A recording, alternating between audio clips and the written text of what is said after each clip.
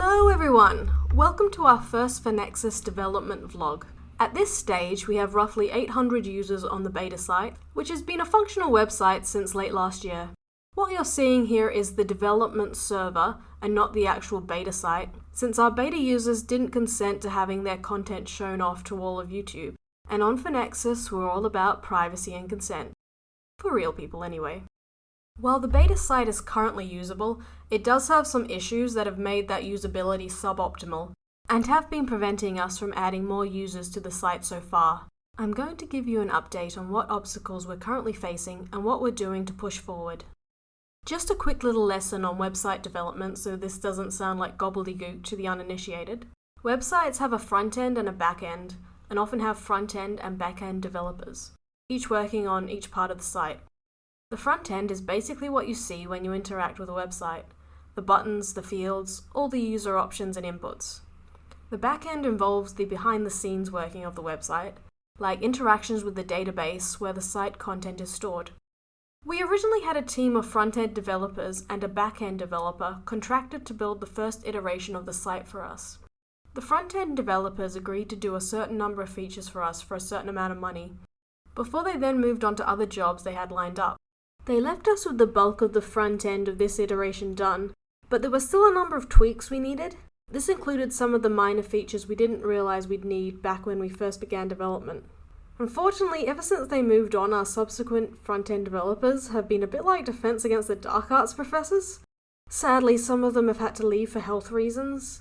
Others found full-time work that didn't leave them with enough remaining time for us.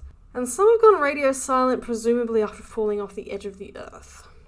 Our backend developer got everything that we initially needed done, but as we started to realize that we needed additional features, that meant that some additional backend work needed to be completed.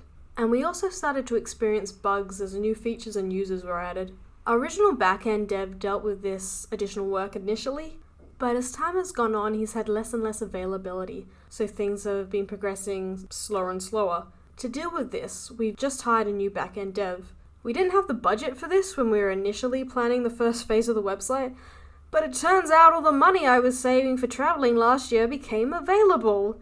Yay! Guess who's recording from lockdown? This guy. The main thing we're having him focus on is fixing the speed issue that's been getting worse and worse since we've been adding more and more users to the beta site, and has been our main obstacle to getting the rest of our applicants on the beta. We've been experiencing more bugs lately as well that we suspect are connected to this worsening speed, so fine-tuning the website's performance is going to be his main priority, and then we'll ask him to take care of whatever other back-end issues are left over after that. We've just started looking for another new front-end dev to pick up where the last one left off. Some of the things we still have left to do before we feel the site will be in an acceptable condition include the ability to open a post from the feed in another tab. The last dev we had gave us the ability to open a blog in another tab, but he left before adding the ability to open the post itself in another tab. He also added deletion confirmation notifications, but not for replies, so we need that amended by our next guy. At the moment, if you get a notification saying there's been a reply to one of your comments, it takes you to the comment thread instead of the comment itself, which can be really annoying if it's a deeply nested comment. So that's another thing we need to fix ASAP. Moderators of communities also don't get notifications when people join their communities at the moment, so that's also a priority. The activities page in general needs an overhaul, but we're focusing on the most important things at this stage.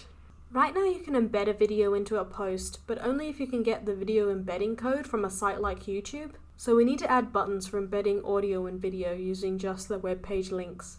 To add images to a post at the moment, you need to have them saved, but we want to give people the ability to copy-paste them directly into a post. We have this blocking feature available on dev, but it hasn't been deployed to the beta site yet because we've got some errors with blocking on the backend that we haven't been able to pin down yet. Now that we have a new backend dev, hopefully it'll speed up our efforts to resolve this issue. Another annoyance is that when a post is made to a community, it doesn't show what community it was made to on your feed. This is one of the first things we're going to be getting our new front-end guy working on. These aren't the only fixes and changes we want done to the site, but these are the ones we're currently prioritizing. And once they're done, we'll be able to add significantly more users to the beta. We'll be keeping you all updated as development progresses with more videos like these. So until next time, stay weird everyone!